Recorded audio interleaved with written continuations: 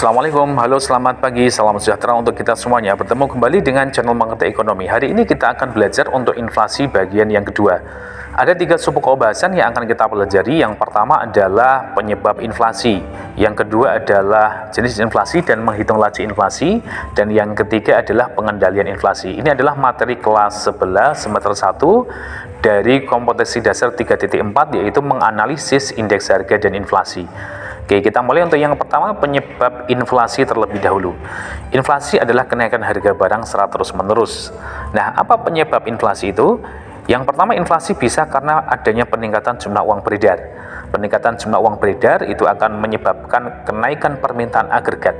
Nah, ketika peningkatan permintaan agregat itu ternyata tidak sesuai dengan jumlah kapasitas produksi atau barang dan jasa yang dihasilkan, maka nanti harga cenderung akan naik. Oke, kita lihat gambarnya di sini dijelaskan secara grafik ya. Untuk AD ini adalah aggregate demand atau permintaan agregat. Kemudian LRAS ini adalah long run aggregate supply, adalah penawaran agregat dalam jangka panjang. SRAS adalah short run aggregate supply atau penawaran agregat dalam jangka pendek. Nah, pada mulanya keseimbangan itu terjadi di titik A ini, ya, dalam kapasitas produksi di titik Y ini. Nah, titik A ini adalah perpotongan antara permintaan agregat ya dengan penawaran agregat baik jangka pendek ataupun jangka panjang, di mana harganya pada tingkat P1. Nah, kemudian terjadi peningkatan jumlah uang beredar. Nah, ketika jumlah uang beredar bertambah, maka nanti permintaan agregat akan bergeser ke kanan menjadi AD2. Perekonomian akan bergeser ke titik B ini. Tetapi ini kan kondisi yang melebihi kapasitas. Ya, telah melampaui kapasitas. Kenapa melampaui kapasitas? Kondisinya kan tadi sudah full employment. Maka otomatis nanti akan terjadi pergeseran ya. Pergeseran ke kiri adalah kurva SRAS ya, short run aggregate supply yang kedua ya. Kembali kepada keseimbangan yang semula dan berhenti di titik apa? C.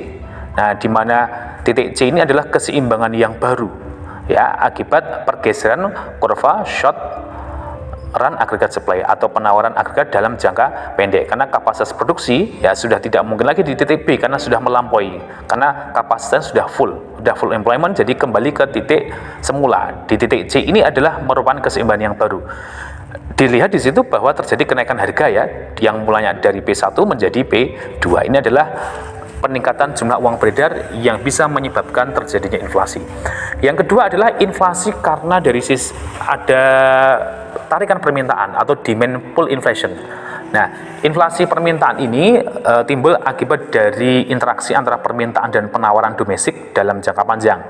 Nah, tekanan inflasi dari sisi permintaan akan timbul apabila permintaan agregat berbeda dengan penawaran agregat atau potensi output yang tersedia. Ini artinya bahwa permintaan agregat ya, permintaannya ya terhadap suatu barang secara keseluruhan itu ternyata lebih tinggi, lebih banyak dibanding dengan penawaran agregat atau jumlah kapasitas produksi atau output yang tersedia. Ini berarti harga akan semakin naik.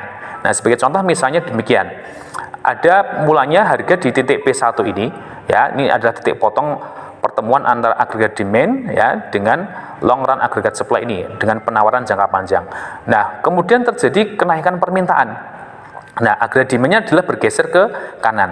Nah, apabila ternyata output yang dihasilkan itu adalah relatif lebih sedikit atau bahkan sama sekali dalam kondisi ekstrim misalnya ini ya tidak mengalami perubahan, maka harga akan naik di titik P2 ini. Ini adalah inflasi karena adanya tarikan permintaan atau yang disebut dengan demand pull inflation. Ya, jadi kenaikan permintaan melebihi penawaran atau di atas kemampuan produksi, inilah yang nanti menyebabkan kenaikan harga barang ataupun jasa dari sisi inflasi permintaan yang disebut dengan demand pull inflation. Kemudian yang ketiga, inflasi karena dorongan biaya produksi atau yang disebut dengan cost push inflation. Ini nanti pengaruhnya terhadap penawaran, maka lazim juga dikatakan inflasi penawaran ya. Nah, jenis inflasi ini disebabkan oleh adanya kenaikan biaya produksi atau biaya pengadaan barang dan jasa. Termasuk dalam jenis inflasi ini adalah inflasi yang disebabkan oleh faktor penawaran lainnya yang memicu kenaikan harga penawaran atas suatu barang, termasuk barang-barang yang harus diimpor, serta harga barang-barang yang dikendalikan oleh pemerintah. Contoh misalnya kenaikan harga minyak dunia, harga BBM, tarif dasar listrik. Nah, jadi cost push inflation adalah inflasi yang terjadi karena adanya kenaikan biaya produksi. Ya, ketika biaya produksi naik, maka produsen atau penjual tentu saja akan menaikkan harga juga. Tidak mungkin ketika biaya produksi naik dengan jumlah barang yang sama yang dihasilkan, harganya tetap, tidak mungkin.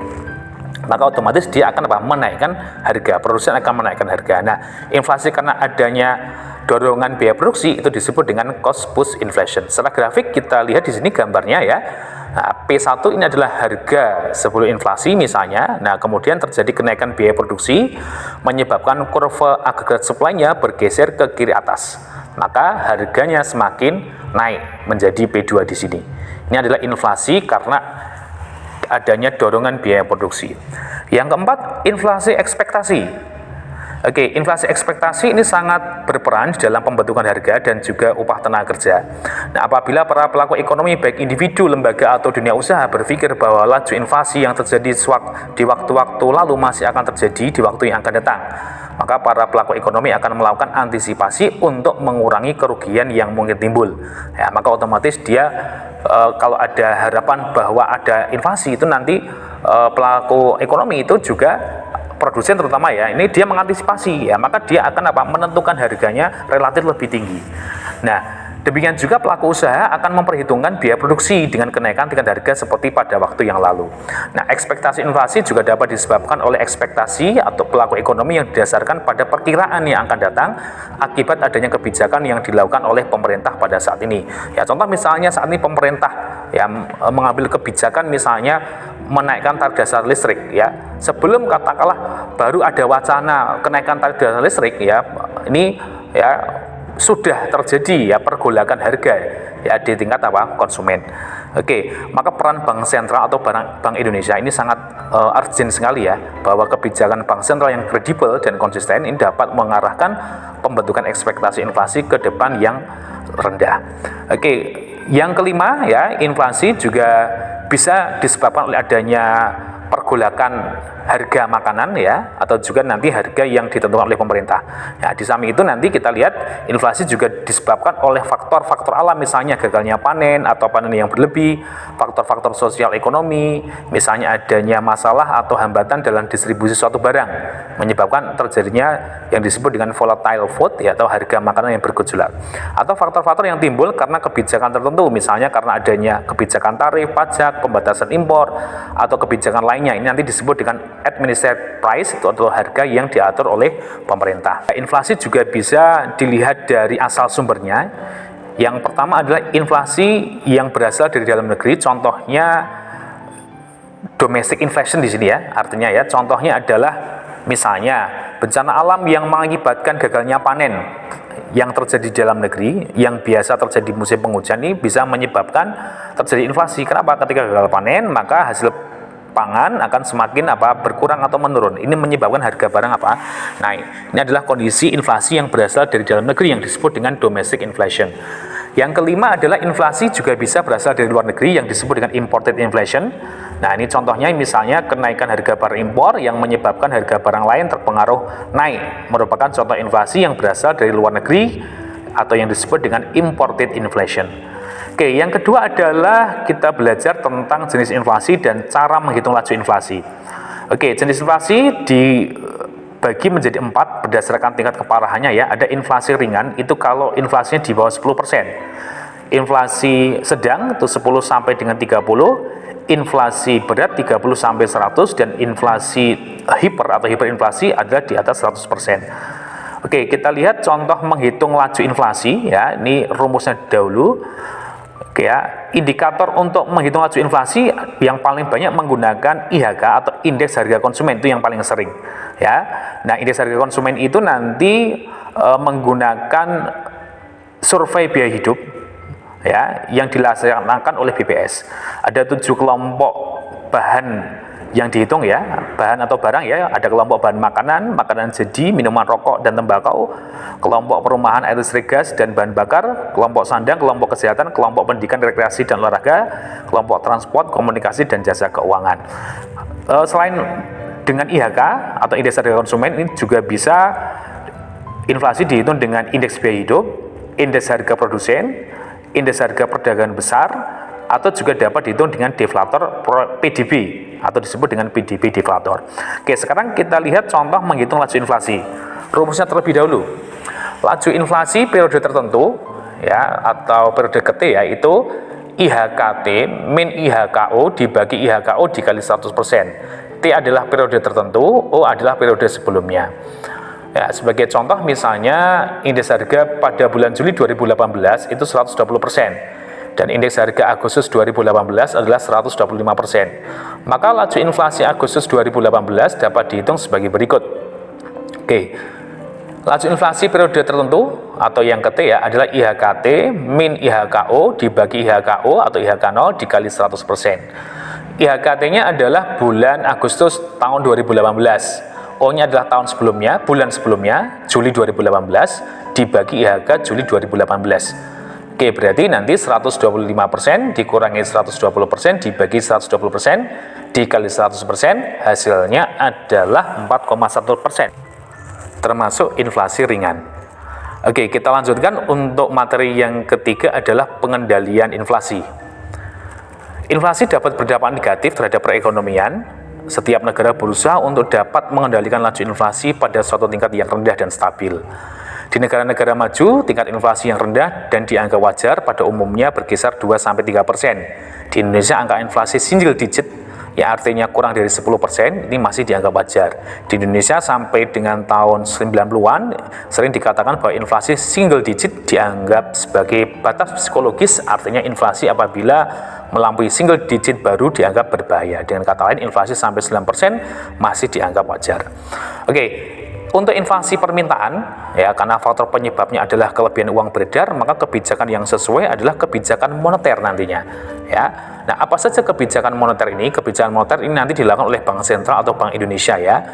Yang pertama adalah politik diskonto atau discount policy. Adalah Bank Sentral menaikkan suku bunga acuan. Ya, contoh kalau sekarang suku bunga acuan menggunakan BI 7-day reverse repo rate ini ya. Ketika suku bunga naik, maka orang cenderung untuk apa? Menabung.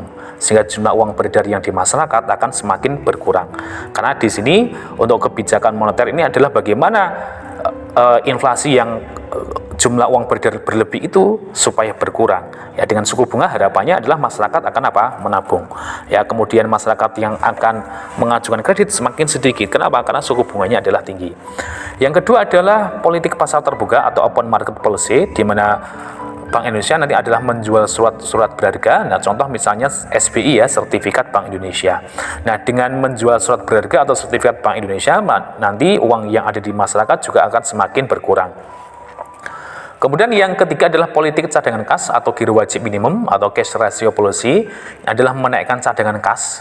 Nah, di mana giro wajib minimum ini adalah dana atau simpanan minimum yang harus dipelihara oleh bank, ya bank umum dalam hal ini ya, dalam bentuk saldo rekening giro ditempatkan di Bank Indonesia. Nah, ketika giro wajib minimumnya batasnya itu semakin naik, ini kan berarti kesempatan bank umum memberikan kredit kan semakin kecil.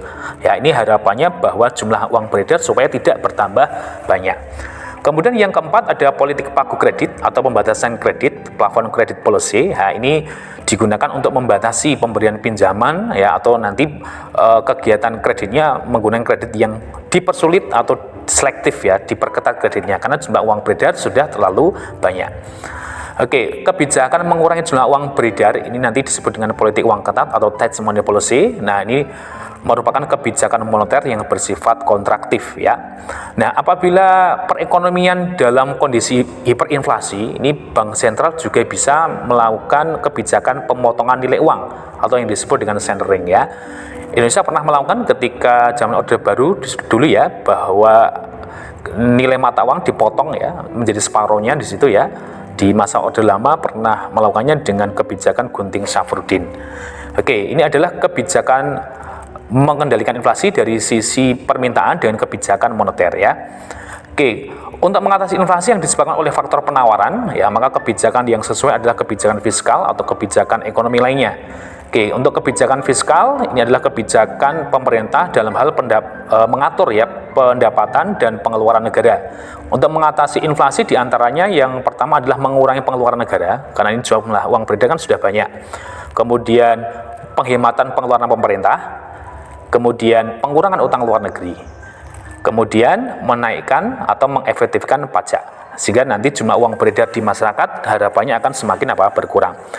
Kemudian kebijakan non moneter dan non fiskal yang bisa dilakukan ya diantaranya adalah peningkatan produksi dan peningkatan jumlah barang di pasaran. Kenapa kok demikian? Karena jumlah uang beredar kan sudah banyak, ya jumlah barang sedikit. Kalau nanti jumlah barangnya ikut meningkat, berarti nanti nilai uangnya juga akan meningkat, ya.